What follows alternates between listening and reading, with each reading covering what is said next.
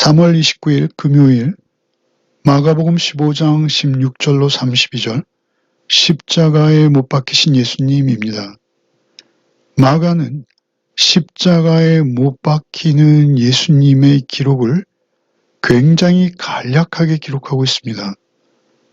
그저 몇 개의 장면들을 이어붙이듯이 그렇게 있었던 사실만을 중심으로 그저 간단히 기록하고 있는 것이죠. 그 사건의 의미와 배경까지 설명하지 않습니다. 그것은 오히려 십자가 사건을 마가의 생각 안에 가두는 것일 수 있는 것이죠. 사실 기독교의 가장 큰 은혜의 셈은, 은혜의 자리는 예수께서 십자가를 지심입니다. 그 예수께서 십자가를 지시는 장면을 통해서 우리는 평생 은혜를 받습니다. 그리고 그 십자가를 계속 묵상하는 것이죠. 그래서 오히려 마가는 그 십자가의 장면들을 있었던 사실로만 엮어서 그저 간략하게 기록하고 지나가고 마는 것이죠. 그러나 사실 이 의미 하나하나는 우리가 평생 두고 묵상해야 될 내용들입니다. 이것이 우리에게 때로는 이렇게, 때로는 저렇게 여러 가지 모습으로 우리에게 위로와 소망과 능력이 되는 것이요, 우리 삶의 원천이 되어진다라는 것이죠. 먼저 마가는 16절로 20절에 로마의 군인들의 모습을 기록하고 있습니다. 16절부터 읽겠습니다.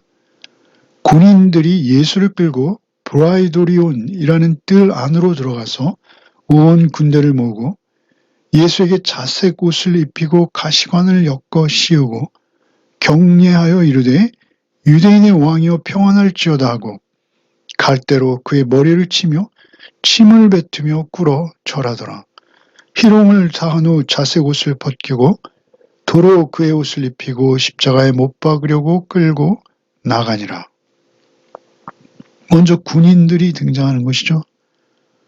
군인들이 예수를 끌고 브라이도리온이라는 때 군인들이 모이는 어떤 특정한 장소, 내밀한 장소이죠. 그 뜰 안으로 들어가서 온 군대를 모았다라고 하죠. 온 군대. 그 군대는 대략 주석가들은 2,300명 정도가 그때 당시 명절을 맞은 6월절을 맞은 예루살렘의 경비를 위해서 굉장히 많은 군인들이, 그 유대에 주둔하고 있는 거의 모든 군인들이 모였을 것이다. 온 군대를 모으고 약 2,300명까지 계산하고 있습니다. 그 군대라는 폐쇄적인 어떤 그런 사회, 그리고 브라이도리온이라는 특별한 공간, 그리고 그들의 잔인한 폭력이 이제 난무하는 그 자리, 그 자리 한가운데 예수님을 놓는 것이죠. 17절에 예수에게 자색옷을 입히고 가시관을 엮어 씌우고, 자색옷은 왕복입니다. 그리고 가시로 관을 엮어서 머리에 씌우는 것이죠. 18절에 경례하며 이르되 유대인의 왕이여 평안할지어다. 특별히 유대인의 왕이라고 부르고 있습니다. 특별히 로마인들, 그리고 본디오 빌라도 역시 그렇습니다만 유대인의 왕이라는 것은 유대민족이 로마로 반역하여, 로마에 대항하여 독립할 때 있어 최대의 구심점이 되는 어떤 존재이죠. 그런데 그 유대인의 왕이라고 자처했다라고 그들이 예수님을 여기면서, 또 그것이 그 유대인들의 고발 종목이었죠. 제일 큰 종목이었습니다.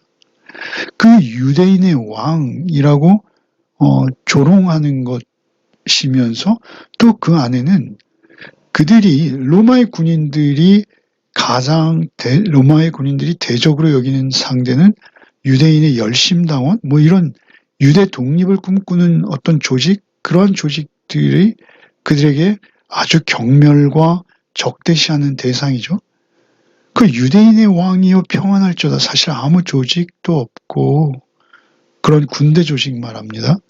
그런 군대 조직도 없고 그저 예수님 홀로이시죠. 그런데 그 예수님을 향해 유대인의 왕이여 평안할지어다, 조롱하는 것이죠. 그럼에도 불구하고 예수님은 만왕의 왕이십니다. 계시록의 19장 16절 말씀이죠. 로마서 5장 같은 곳은 예수님을 은혜의 왕이라고 표현하고 있죠. 은혜의 왕이에요. 바로 오늘이 있기 전 어젯밤 요한복음 13장에 보면 예수께서 수건을 허리에 두르시고 제자들의 발을 씻기시죠. 우리의 대속을 이루어 주실 분, 우리의 죄를 씻어 주실 분, 우리의 죄를 대속하심으로 구원해 내셔서 영원한 왕에 오르시는 예수님. 사실 그 절차와 시간을 지금 감당하고 계시는 과정인 것이죠. 유대인의 왕이여 평안할지어다, 그들은 조롱의 의미로 이렇게 말하고 있으나 사실 이 십자가 사역은, 십자가의 사건은 예수께서 만왕의 왕이 되시는 취임식인 것입니다.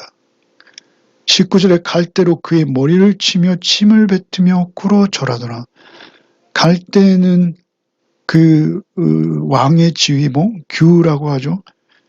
그 조롱하기 위해서 그들이 자색 옷을 입히고 갈대를 손에 쥐어줬는데 그것을 빼앗아 그 머리에 쓴 가시 면류관을 치며 침을 뱉으며 꿇어 절하는 것이죠. 그러면서 유대인의 왕이여 평안할지어다. 20절에 희롱을 당한 후 자색 옷을 벗겨 도로 그의 옷을 입히고 십자가에 못 박으려고 끌고 가니라. 사형 집행을 위해서 그를 호위하는 사람들은 4명 정도 되었을 것이다. 4명이 일개조였다라고 여겨지는데요.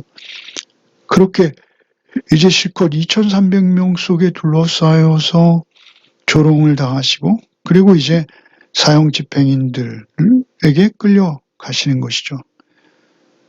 그 끌려가는 길목에서 시몬을 만나는 것이죠. 21절부터 읽겠습니다.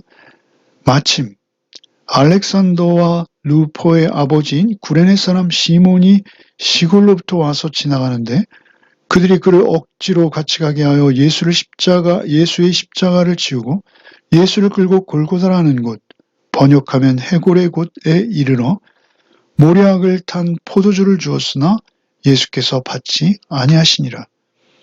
마침 시몬이 시골로부터 와서 유월절을 맞아서 예루살렘을 방문한 무리 중에 있는 것이죠. 시몬은 유대인입니다. 북아프리카 구레네, 아프리카의 지금 리비아에 있는 당시로서는 주요 도시였던 그 구레네에 많은 유대인들이 모여 살고 있었는데 그곳으로부터 온 시몬이 마침 그곳을 지나고 있었죠. 그 시몬은 알렉산더와 루포의 아버지라고 합니다. 이 마가복음은 로마서 성도들에게 쓰여졌죠. 그런데 로마서, 바울 사도가 기록한 로마서, 로마의 성도들에게 역시 전해진 그 로마서 16장 13절에 보면 주 안에서 택하심을 입은 루포와 그의 어머니에게 문안하라. 그의 어머니는 곧 내 어머니라. 바울 사도께서 그렇게 말씀하시거든요. 루포는 로마서 16장에 등장하고 있어요. 그리고 루포의 어머니는 내 어머니다라고까지. 그러니까 바울 사도께서 루포의 어머니에게 큰 은혜를 입었던 것으로 보여집니다. 근데 주 안에서 택하심을 입은 루포, 주께서 구원하시기로 작정하시고 택하신 자 루포, 그러니까 로마에 있는 성도들에게는 잘 알려져 있는 루포죠. 그러니까 알렉산더 그리고 루포 2명의 아버지인 구레네 사람 시몬, 그런데 로마서에 그의 어머니까지 등장하고 있죠. 참으로 은혜입니다. 시몬은 우연찮은 기회에 예수님의 십자가를 지게 되었어요. 예수께서 너희는 자기를 부인하고 자기 십자가를 지고 나를 따르라 하셨거든요. 그러니까 예수님의 제자들은 정작 십자가를 지지 않을 뿐만 아니라 그 주변에서 자취를 감춰버린 그때 시몬이 억지로 지게 된 것이죠. 로마 군인들의 폭력에 의해서 억지로 그 십자가에 세로되는 사형장에 꽂혀 있고 그리고 가로대를 지고 가야 되는데 그 무게가 상당해서 150파운드 정도 되었다고 합니다. 그것을 억지로 시몬이 예수님 대신 지어준 것이죠. 예수님은 그 전날 밤 밤새도록 신문을 받으시고 지쳐 계셨습니다. 아무것도 드시지도 못했고 그 십자가를 지실 수 있는 몸에 힘이 없었던 것이죠. 그래서 로마의 군인들이 억지로 시몬에게 그것을 지게 했죠. 또 그때는 이러한 로마 군인들의 강제 징집이 자연스러운 시대였고요. 그래서 예수의 십자가를 지우고 가게 되는 것이죠. 예수를 골고다라는 곳, 번역하면 해골의 곳에 이르러 모략을 탄 포도주를 줬으나 예수께서 받지 않아요. 모략을 탄 포도주 예수님께서 받지 않으십니다. 왜 그렇습니까? 예수께서는 지금 하나님 아버지께서 주신 잔, 그 잔을 지금 드시고 계신 것이죠. 그리고 이제 십자가에 못 박습니다. 24절로 28절 읽겠습니다. 십자가에 못 박고 그 옷을 나눌세 누가 어느 것을 가질까 하여 제비를 뽑더라. 때가 제3시가 되어 십자가에 못 박으니라. 그 위에 있는 죄패 유대인의 왕이라 썼고 강도 둘을 예수와 함께 십자가에 못 박으니 하나는 그의 우편 하나는 그의 좌편에 있더라. 십자가에 못 박고이죠. 이제 예수께서 십자가에 못 박히십니다. 간단하게 그렇게 표기하고 있습니다. 그 밑에서 로마의 군인들이 예수님의 옷을 제비 뽑고 있죠. 이것은 시편 22편 18편 내 겉옷을 나며 속옷을 제비 뽑나이다. 이사야서 53장 12절 탈취한 것을 나누게 하리라. 예수님의 고난장에도 나오고 시편 22편에도 나오는 그 예수님의 옷을 제비 뽑고 있었고 그리고 때가 삼시가 되어 십자가에 못 박으니라. 아침 9시 정도죠. 6시간을 더하니까요. 십자가에 못 박았어요. 나무에 못 박은 것이죠. 신명기 21장 21절로 22절 거기에 나무에 달린 자는 하나님께 저주를 받았습니다. 라는 말씀이 있죠.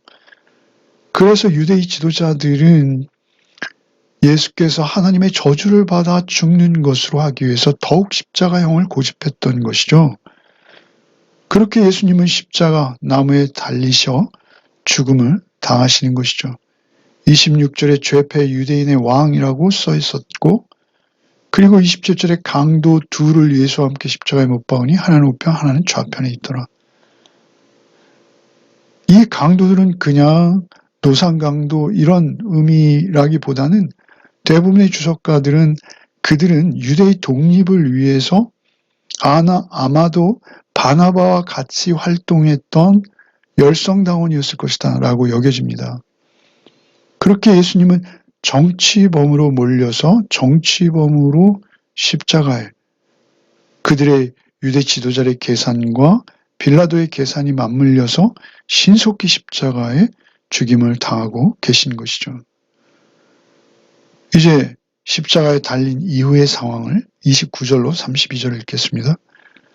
지나가는 자들은 자기 머리를 흔들며 예수를 모욕하여 이르되 아하 성전을 헐고 사흘에 짓는다는 자여 내가 너를 구하는 십자가에서 내려오라 하고 그와 같이 대상들도 서기관들과 함께 희롱하여 서로 말하되 그가 남은 구원하였을 때 자기는 구원할 수 없도다.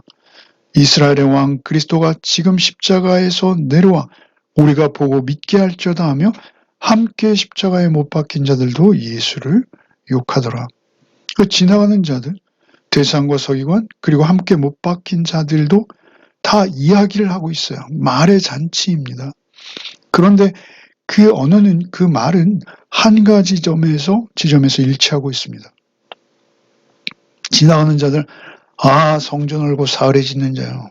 이것은 유대의 지도자들이 그 헤롯의 성전을 거의 하나님과 동일시하도록 그렇게 신성시 여기는 유대인들에게 예수께서 그 성전을 헐겠다라고 말한 것처럼 해서 무리를 충동했을 것으로 보입니다.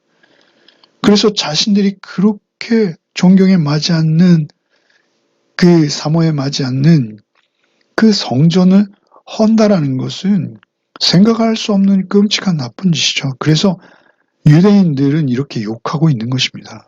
성전을 헐고 사흘에 짓는 자, 내가 너를 구원하여 십자가에서 내려오라. 그들이 한 가지 일맥상통하고 있는 게 있어요. 그것은 무엇이냐면 십자가에서 내려오라는 것입니다. 지나가는 자들도 십자가에서 내려오라. 31절에 대상과 서기관들과 함께 희롱하여 서로 말하되 그가 남은 구원하였을 때 자기는 구원할 수 없도다. 남은 구원하였다. 이 말은 무엇입니까? 예수께서 어느 정도 남들을 구원하셨어요. 문둥병으로도 구원하시고 죽은 자도 살리시고 어느 정도 인정하지 않을 수 없는 처지입니다. 대상과 서기관들은 너무나 그 상황을 잘 알고 있죠. 그러나 그 시기심과 기득권으로 예수를 죽이기로 작정한 것을 어쩔 수 없었어요. 이 모든 일의 실질적인 진행은 누가 한 것입니까? 대상과 서기관들이 한 것이죠. 그들이 예수님을 비난하는 중에 자신들의 행위가 맞았다라고 여기는 것이죠. 만약에 그가 메시아라면 십자가에서 내려올 것이다. 그런데 못 내려오는 거 봐라. 이렇게 말하고 있는 것이죠. 결국 그들도 십자가에서 내려오지도 못하는데 라는 것이 그들의 주장인 것입니다. 지나가는 자들은 십자가에서 내려오라. 그리고 대상과 서기관들은 자기는 구원할 수 없도다. 그리고 32절에 보면 함께 십자가에 못 박힌 자들은 뭐라 합니까? 지금 십자가에서 내려와 우리가 보고 믿게 할지어다. 이렇게 말하고 있어요. 지금 십자가에서 내려와 우리가 보고 믿게 할지어다. 그러면 내가 너를 믿겠다. 유대의 왕으로 믿겠다. 이렇게 말하고 있는 것이죠. 그 십자가에서 내려오라는 것입니다. 십자가에 못 박힌 예수로 인해서 우리는 대속을 얻습니다. 그런데 십자가에 못 박힌 예수로 인한 대속의 구원보다 우리조차도 이 지나가는 자들 대상과 서기관 또 함께 십자가에 못 박힌 자들처럼 어떤 사회적인 힘 그리고 어떤 금전적인 물질적인 힘 이런 것으로 인해서 실질적인 위기에서 우리가 구원 얻는 것 그것이 기독교인 것처럼 어떤 실질적인 위기로부터 돈으로부터 어떤 실제 않은 힘으로 구원받는 것을 예수께서 나를 구원하셨다라고 간증하는 경우가 얼마나 많은지 몰라요. 구원으로 이것을 여기는 경향이 우리에게 있다라는 것이죠. 십자가에서 내려오라라는 것과 똑같은 것입니다. 그러나 우리의 구원은 결코 그렇게 이루어지는 것이 아니라 죄의 종로로 타던 내가 죄에 빠져서 사단의 종로로 마귀의 자녀 되었던 내가 하나님의 자녀로 구원 얻는 구원만이 진정한 구원이라는 것입니다. 우리의 진정한 구원은 우리가 그 저주받은 죄의 종으로부터 풀려나와 예수 그리스도로 인해 하나님의 자녀가 되는 것 그것이 구원이에요. 그것이 오직 한 가지 구원의 길입니다. 그런데 그 구원을 깊이 깨달아야 한다라는 것이죠. 결국 지금 그들은 모르고 있어요. 세상의 논리와 세상 것에 모두 눈이 멀고 귀가 막힌 거예요. 그래서 예수님의 말씀을 들을 수 없는 것이죠. 그러나 예수는 십자가에 못 박히심으로 끝나시는 분이 아니라 다시 사실 것입니다. 십자가에서의 성부의 뜻과 또 예수 그리스도 자신의 의지대로 대속을 위해서 섬김을 받으려 함이라서 도리어 섬기라고 대속 제물로 자신을 주려 오셨기에 지금 십자가에 내려오실 수 없는 것입니다. 십자가에 내려오시면 안 되는 것이죠. 죽임을 당하실 것입니다. 예수께서는 그 죽임을 당하러 오셨고 이제 결정적으로 그 죽음의 순간을 향해 나아가고 계신 것입니다. 죄가 없으신 예수께서 우리의 죄를 대신해서 순전히 우리가 당할 모든 그 지옥과 침뱉음과 모욕과 벌거벗음과 십자가에서 죽어서 마땅한 그 죄를 예수께서 대신 지시고 홀로 그 길을 가고 계신 것이다라는 것이죠. 예수께서 그러나 죄가 없으시기에 그 죽음에 놓일 수만은 없으신 것이죠. 물론 다시 사실 것입니다. 그럼에도 불구하고 인성을 입으시고 인간이 되어진 예수께서 당하시는 그 수치, 벌거벗은 채 십자가에 매달려서 그렇게 조롱과 야유와 핍박을 받으며 죽임당하시는 이 모습을 통해 우리는 예수님을 더욱 깊이 묵상하며 더 큰 은혜로 나아갈 수 있게 되는 것입니다. 오늘 하루도 오직 주께서 이루신 이 구원의 사건을 묵상하며 하루를 지내는 복된 여러분 되시기를 바랍니다. 기도하시겠습니다. 주님 감사합니다. 주께서 나를 대신해 그 십자가를 감당하시고 죽임 당하심에 또 감사를 드립니다. 주여 그 은혜를 잊지 않게 하시고 오직 그 은혜 받은 자답게 그 은혜로 구원 얻어 영원한 생명을 약속받은 하나님의 자녀가 된 그 기쁨과 은혜로 오늘 하루의 삶도 감당케 하여 주시옵소서. 오직 그 은혜가 오늘 하루 우리를 움직이는 힘과 능력이 되게 하여 주옵소서. 예수 그리스도 이름 받들어 기도하옵나이다. 아멘.